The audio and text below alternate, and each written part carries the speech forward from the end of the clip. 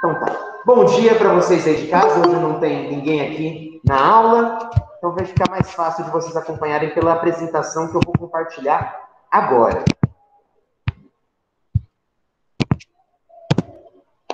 Tá certo. Então, filosofia, aula 35, introdução ao pensamento político. Eu acredito que eu vou acompanhar também com vocês pelo notebook. Eu acho que fica mais fácil, porque daqui eu consigo fazer algumas observações, umas marcações.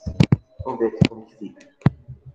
Isso. Então, beleza. Introdução ao pensamento político. Quais são os objetivos dessa aula? Introdução ao filosófico ao tema da política, ou seja, a gente vai analisar o tema da política pela perspectiva filosófica. O que diferencia muito aqui, ó, do senso comum que a gente está acostumado, certo?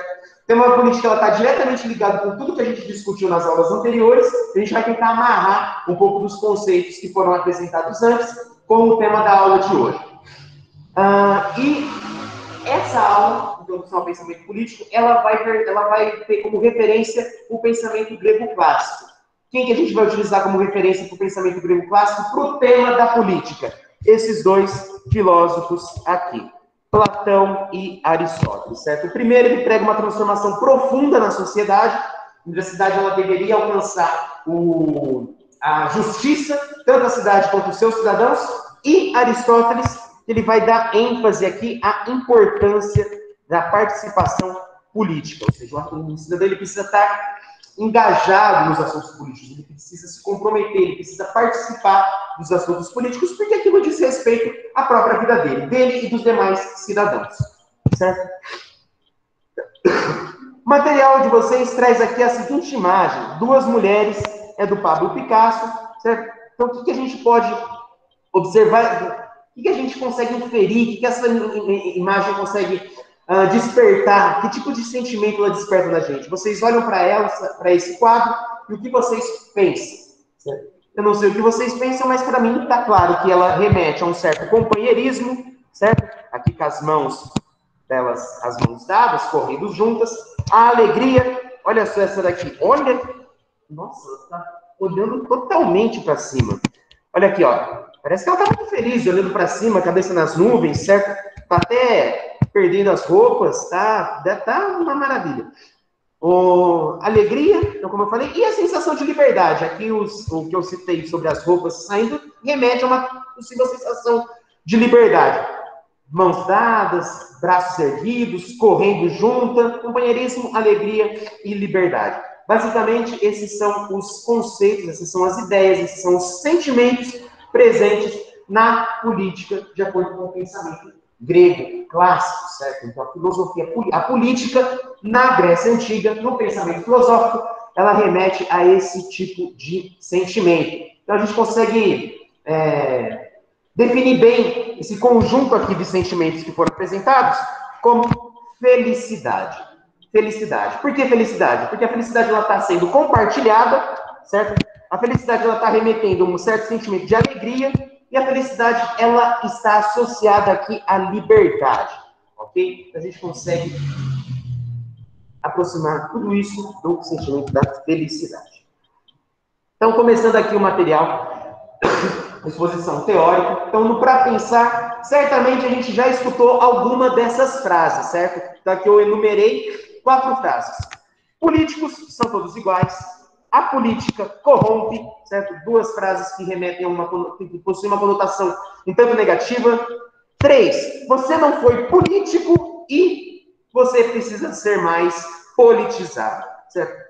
Qual que é o significado que político e politizado está recebendo em cada uma dessas frases, certo? Como eu comentei aqui brevemente, a 1 e a 2 já tem conotação negativa, certo? Então, a 1 e a 2 são afirmações do senso comum. Então, além delas serem negativas, são afirmações do senso comum. Com certeza, alguns de vocês, se não todos, já falaram ou já escutaram ou já falaram essas 2 primeiras aqui, que os políticos são todos iguais. Então, aqui um breve parênteses. Então, essa afirmação ela é superficial, ela é genérica, certo? Ela até pode ser válida, só que é um raciocínio falacioso. O que é isso? ele parece lógico, parece válido, só que ele possui alguma falha, certo? Então, apesar da gente constatar que a maioria dos políticos são corruptos, certo? A gente não pode generalizar que todos sejam iguais, certo? Isso é uma falácia, filosoficamente falando, é uma falácia de generalização precipitada. A gente analisa alguns elementos e estende isso de maneira muito mais abrangente. Então é falacioso, apesar de válido, apesar da gente constatar, é falacioso. E a 3 e a 4, ela já sugere algo mais positivo. Quais são as frases 3 e 4? Você não foi muito político, você precisa ser mais politizado. O que essas frases estão remetendo? Remete à participação, ao engajamento político e a uma certa noção de ética. Principalmente nessa daqui, você não foi muito político. Você não foi ético, certo? E aí, para a gente discutir a definição desse termo ética, e aí a história da filosofia está aí para apresentar como esse assunto foi analisado para a gente. Mas, precisamente, a gente vai se ater nos dois autores que eu citei anteriormente, certo? Então, política e participação. A palavra política, ela faz referência ao Estado, a partir dos políticos, as eleições aos políticos e a participação dos cidadãos, certo? Então, aqui parece que é simplesmente uma forma de regir, de comandar, de governar, certo? Então, parece que o Estado é um mal necessário, ele está lá para controlar as nossas vidas, para adquirir, para exigir a nossa participação, para que você fique muito clara, a nossa representatividade, tudo que a gente já viu, principalmente nas aulas de sociologia, a gente vê aqui a crítica que o Estado recebe de alguns teóricos, certo? Entretanto, o Estado, ele é um mal necessário. Por quê? Porque setores básicos, setores essenciais da sociedade dependem de como o Estado vai administrar aí a vida do cidadão, o dinheiro público, certo? Que setores são esses? Que setores são esses? Educação, saúde e infraestrutura. Isso depende do Estado, certo? Então, quando a gente fala em Estado mínimo, fica complicado. O que é o mínimo que esse Estado vai começar a gerenciar? O que é o Estado? O que é esse mínimo, certo? Porque dependendo de como a gente for definir esse Estado mínimo, a gente pode até acabar excluindo determinadas coisas que são essenciais, certo? Então, pelo menos esses, eu adicionaria até outros setores ainda. Educação, saúde, segurança, certo? Eu colocaria como papel do Estado em oferecer, em proporcionar serviços desses setores de qualidade para a população, certo? Então, isso é uma discussão política mais prática, certo? Está mais próxima do que a gente entende. Então, fazendo uma retomada dos conceitos que a gente já viu. Todos os temas tratados até agora em filosofia, eles tratam de política, eles apresentam uma concepção de política. De que forma? Bom, a gente viu o tema da liberdade do conhecimento em Spinoza, certo? Então, o Spinoza, ele vai escrever lá o livro dele, da Ética, demonstrando a maneira dos geômetras, que está querendo mostrar, está querendo comprovar a existência de Deus. A gente descobre que esse Deus é a própria natureza, essa natureza, o homem está inserido nela, e para o homem conseguir viver bem em harmonia com essa natureza, ele precisa do conhecimento. Esse conhecimento é a fonte de liberdade, a fonte de emancipação do homem. Então, a natureza, que é Deus, proporciona ao homem o intelecto, que é o conhecimento, para ele conseguir viver em conjunto com os outros cidadãos. Então, o conhecimento em Spinoza, ele tem uma finalidade prática, certo? E essa finalidade prática é uma finalidade ética, portanto, é uma finalidade política. Liberdade, outra aula que nós vimos também, o tema da ética e o tema da política, é em Marx, certo? Como que a nossa condição econômica consegue limitar a nossa liberdade, certo? Às vezes a gente acaba aceitando, se submetendo, se humilhando a algumas condições degradantes. Por quê? Porque nós precisamos do dinheiro para sobreviver, certo? Então, aqui a liberdade, ela está diretamente ligada com a análise econômica que Marx faz do sistema capitalista, que para Marx, impede que o ser humano consiga alcançar aí a sua liberdade, ou uma vida mais plena, uma sociedade mais justa, certo? Outra aula que nós também tratamos e vimos como o tema ética e política foi no pensamento do Sartre, na aula sobre liberdade, responsabilidade, no existencialismo e na fenomenologia. Certo? O que a gente descobriu nessas aulas? Bom, a gente descobriu que Sartre critica todos os filósofos idealistas, porque as discussões idealistas deles não nos levariam a lugar nenhum, certo? Então, o homem ele precisa trabalhar com o que ele tem. Antes de eu tentar descobrir o significado do ser humano, eu preciso aceitar que eu sou um ser que vive, um ser que está disposto para a ação. É o que eu faço com as minhas ações que vão atribuir significado para a minha existência. Certo? Então, eu primeiro existo e depois eu busco a essência. Então, se eu estou primeiro existindo, eu preciso avaliar todas as situações em que eu sou influenciado, todas as consequências das minhas atitudes, certo? E me responsabilizar por cada ato, por cada decisão que eu tomo. Certo? Se eu estou pensando sobre as minhas ações, se eu estou querendo me responsabilizar, se eu estou refletindo sobre tudo isso, é porque elas causam impacto nos outros. Então, o ser humano, ele é um animal que vive em conjunto, um animal racional que vive em conjunto e consegue refletir sobre o impacto das suas ações. Portanto, mais uma vez, é a ética e a política que está presente nesse pensamento. E nossa última aula de filosofia foi o tema do Habermas, certo? Onde ele critica a análise que Marx faz, certo? Onde apresentava a limitação da liberdade humana através da condição econômica. E o Habermas, ele defende de que seria possível alcançar essa liberdade pelaquela razão comunicativa, onde os seres humanos conseguiriam dialogar e, através desse diálogo, teria uma participação mais ativa na política, onde seria possível alcançar a liberdade, a emancipação e pressionar o Estado, o governo, para se caminhar para uma cidade, para uma comunidade, para um país mais justo, certo? Onde o Habermas, então, ele pregava a mudança através da linguagem. É a linguagem, a comunicação, que é capaz de trazer a liberdade, certo? Então, todas as nossas aulas versam sobre o tema da liberdade. Se estão falando sobre o tema da liberdade, então estão falando sobre o tema da ética, que é o próprio agir humano. Se é o próprio agir humano, nós temos que pensar então sobre a política. Então, todas elas dizem respeito ao homem e à sua forma de agir no mundo. Então, vamos lá agora. Isso foi tudo que isso tudo que eu falei agora, no slide anterior, foi o tema da política de forma mais próxima, certo? Versa um pouco sobre política. É o pensamento filosófico desses autores, só que não deixa de mencionar as implicações políticas. Agora a gente vai voltar um pouco no passado e vamos analisar como que a política era encarada lá na Grécia, certo? Então, na Grécia, não havia separação entre política institucional e prática cotidiana. Não existia política como a gente conhece hoje. O que existe eram os próprios cidadãos deliberando sobre as questões políticas, sobre os assuntos da cidade. Certo? Era uma democracia, não era uma democracia representativa, era uma democracia participativa.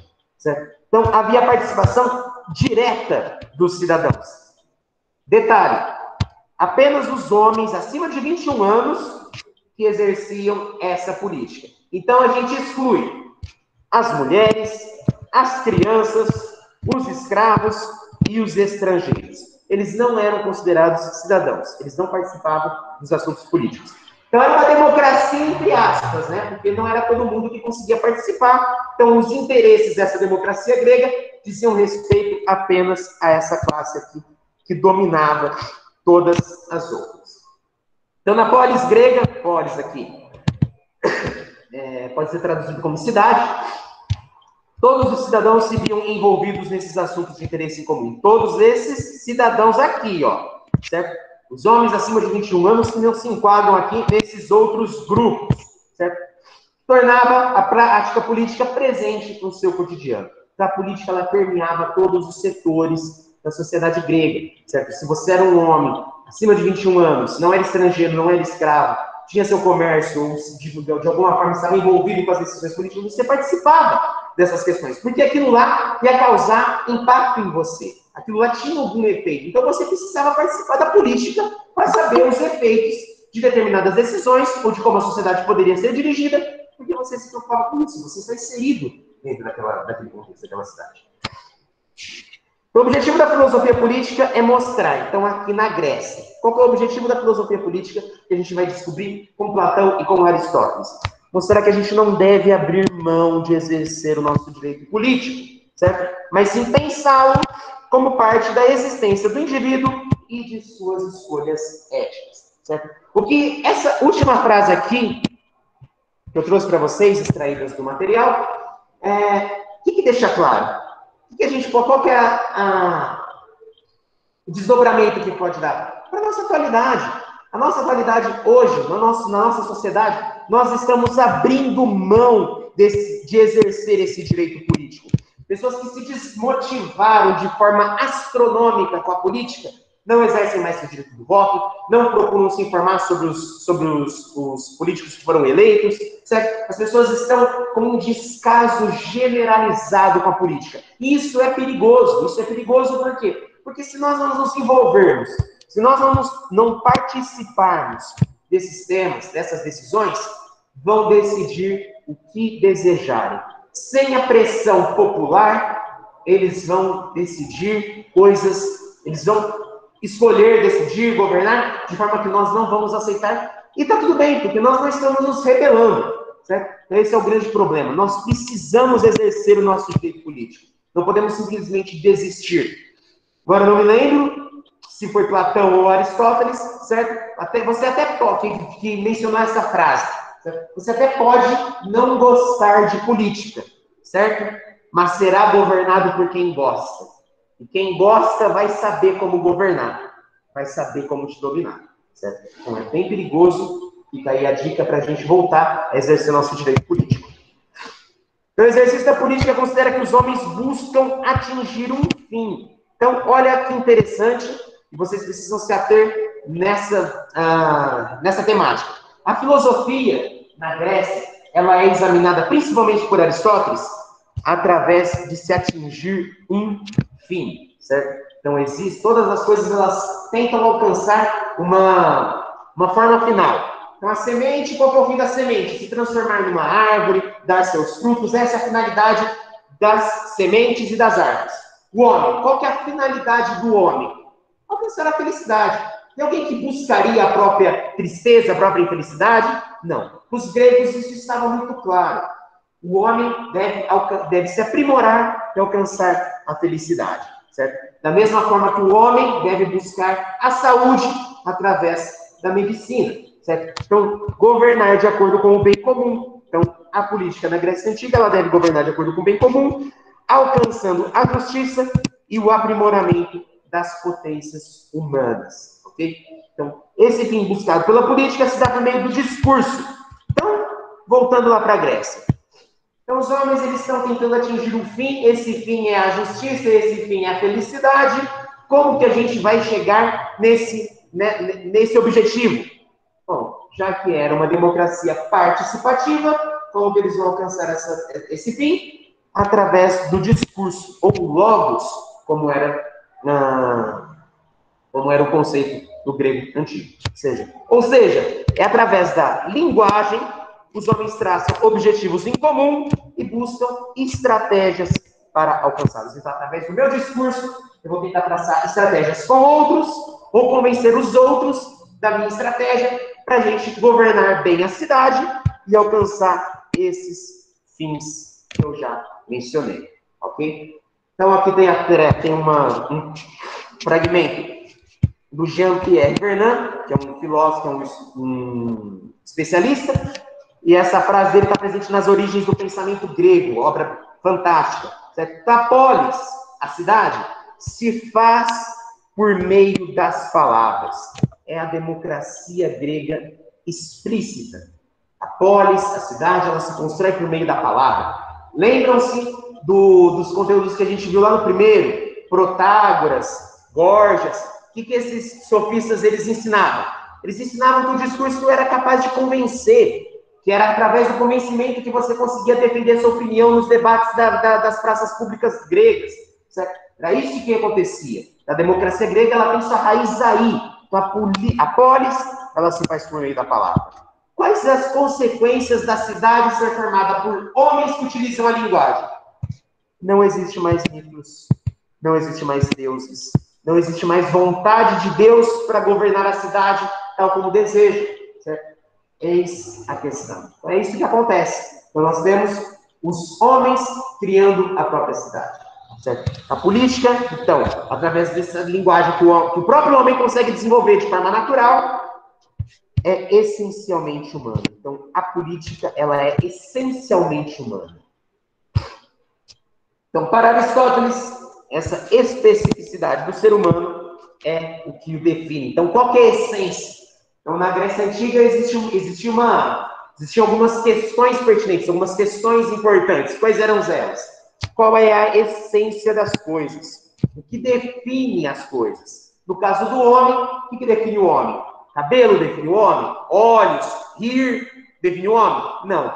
Não são qualidades essenciais. O homem ele pode perder o cabelo, ele pode ter algum distúrbio que o impede de rir, certo? Ele pode ter qualidades, tem alguns elementos que podem ser eliminados do homem e ele continua sendo homem. Então não é uma qualidade essencial. Qual que é então a qualidade essencial do homem?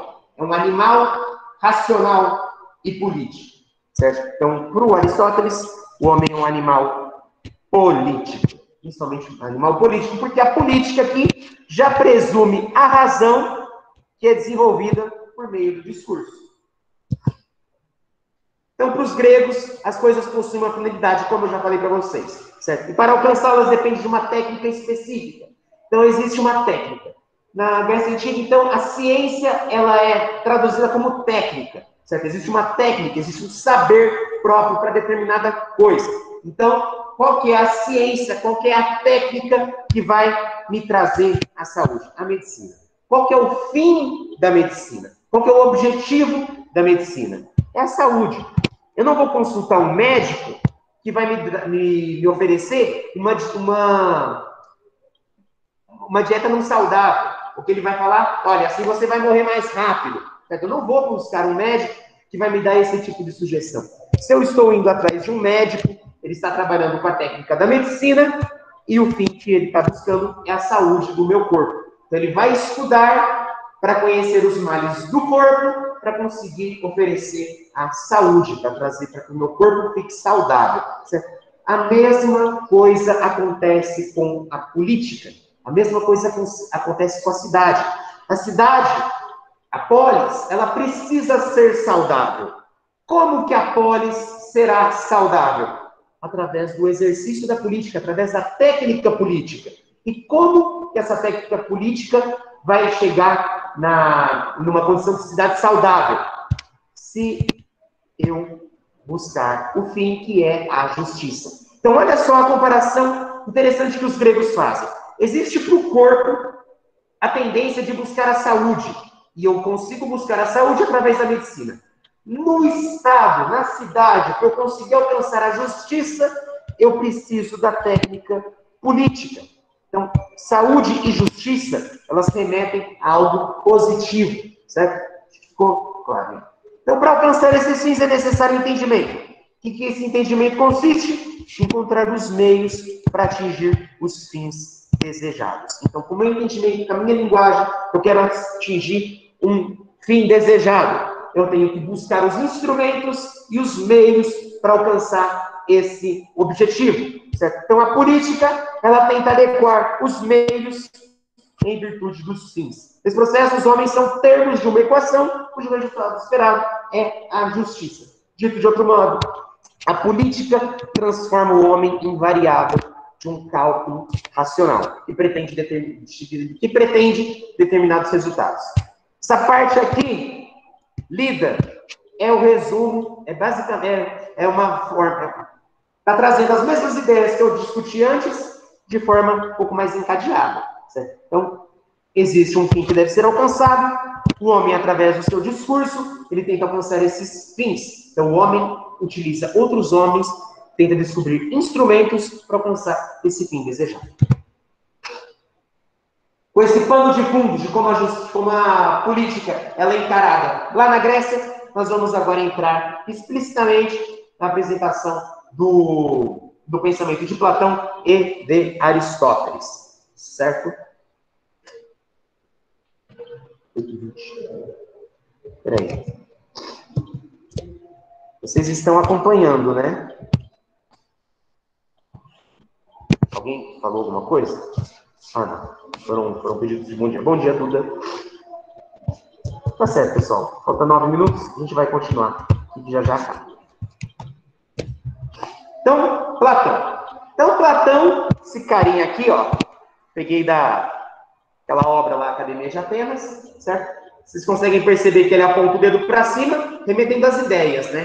Platão, um plano ideal, uma justiça ideal, uma cidade ideal, um ser humano ideal. Então, é através desses ideais que Platão desenvolve toda a sua filosofia, tentando alcançar esses modelos de cidade, esse modelo de homem, esse modelo de justiça e felicidade.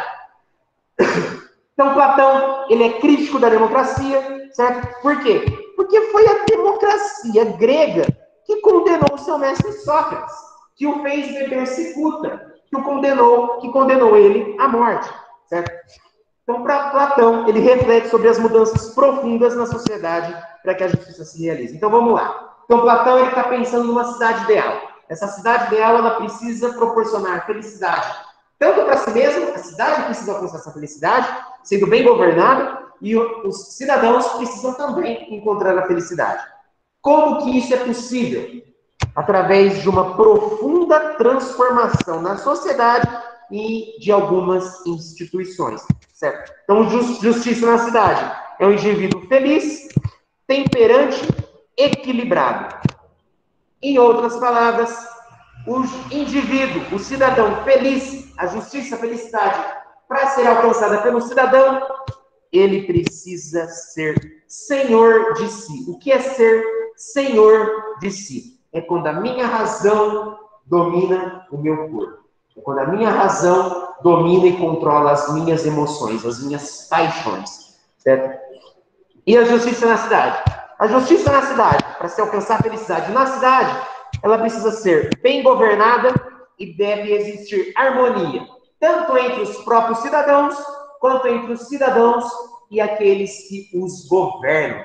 Então, como que isso é possível? A gente vai descobrir nos próximos slides, certo? Então, onde está presente o pensamento de Platão? Na obra República, certo? A obra República não tem nada a ver com a República como a gente entende hoje, certo?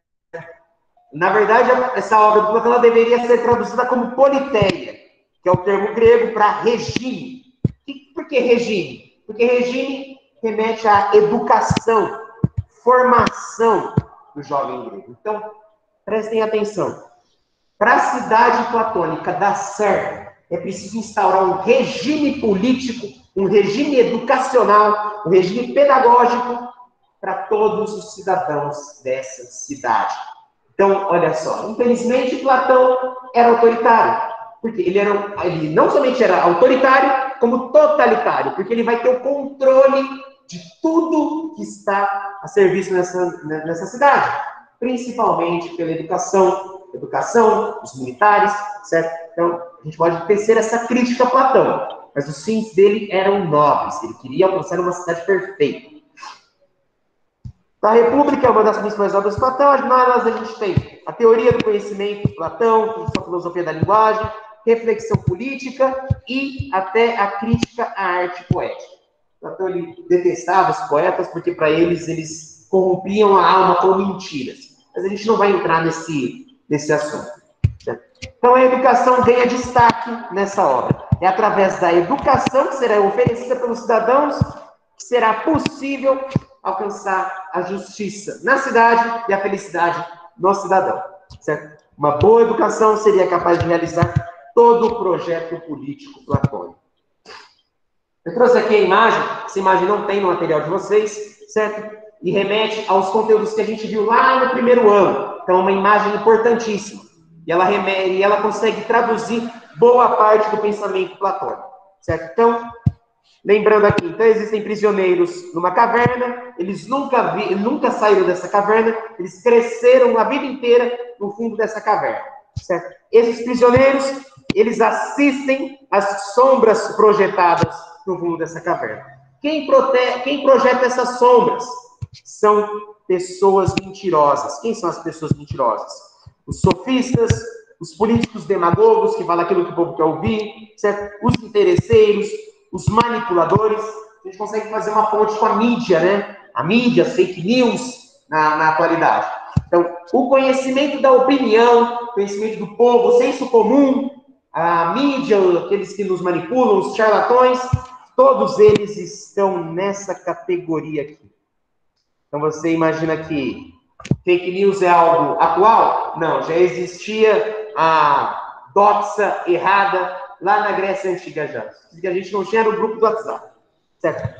E essas mentiras que são projetadas, elas utilizam um fogo, que é uma luz falsa, que convence, consegue convencer as pessoas. Bom, e do lado de fora da caverna a gente tem o sol. Por que o sol é importante? Porque o sol não é igual ao fogo. Não é uma luz falsa. O sol, na metáfora de Platão, é uma luz verdadeira. Então, o que acontece? Nessa metáfora aqui, nessa alegoria, nesse mito platônico, um deles consegue fugir. Um deles começa a querer sair da caverna, descobre as mentiras que os outros contam, sai da caverna e finalmente descobre a verdade. Certo? Como que isso se articula com o pensamento político de Platão? Quem saiu, quem viu a verdade, é o filósofo. E o filósofo, ele tem um compromisso com os outros cidadãos. Ele não quer que os outros cidadãos sejam prisioneiros. Ele quer que os outros cidadãos que estão aprisionados tenham a liberdade física e a liberdade intelectual, a liberdade com o conhecimento. Então, o filósofo é capaz de trazer toda essa verdade para aqueles que estão aprisionados, certo? E, nesse processo, então, o cara que se libertou, que é o filósofo, volta e tenta convencer todo mundo de que a verdade está lá fora. E ele não é bem recebido. E, na medida em que ele tenta convencer cada vez mais essas outras pessoas, elas apagam eles, matam eles, agem com violência, certo? Então é isso que acontece. Então, dentro do pensamento político de Platão, o filósofo deve governar. Por quê? Porque o filósofo sabe para onde olhar. O filósofo sabe do conhecimento. Ele estuda uma vida inteira para saber qual é a melhor forma de trazer a liberdade e a felicidade para os outros cidadãos. Então, na República, Platão descreve um estado ideal, a partir de um ser humano ideal. Então, fazendo aqui uma breve retomada. Então, como começa o debate? Então, Platão escrevia por meio de diálogos, e lá tem algumas pessoas discutindo, e eles estão pensando sobre o tema da justiça. O que é justiça? No primeiro livro, os participantes dão... Fica para a próxima aula, certo? Mas, só para finalizar aqui o raciocínio, eles tentam dar uma definição de justiça, todas elas fracassam. Então, eles vão começar a pensar numa cidade, num ser humano ideal, para tentar ver onde que a justiça nasce daí, certo? Mas aí fica para a nossa próxima aula, ok? Pessoal, agradeço aí a participação e a presença de vocês e até a próxima. Eu que agradeço, gente. Tchau, tchau.